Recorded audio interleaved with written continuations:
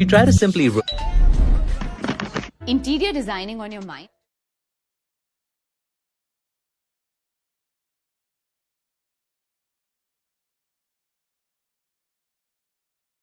நண்பன் ஒருவன் வந்த பிறகு